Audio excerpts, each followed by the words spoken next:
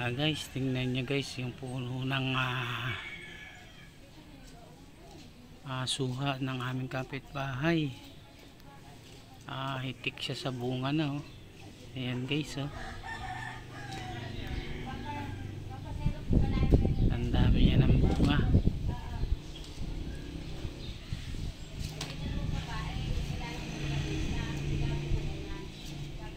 Grabe.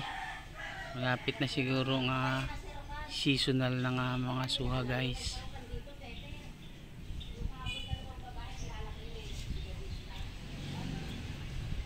Ayan.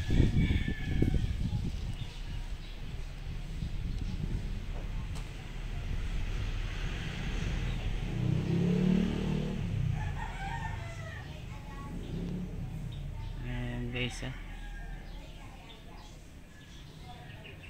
ang dami niya ng bunga.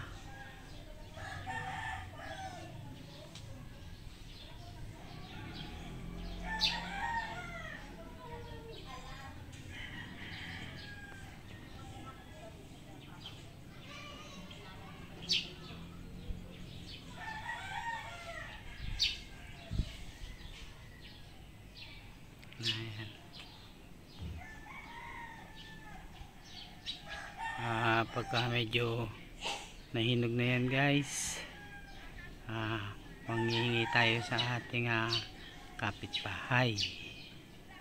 Ayan.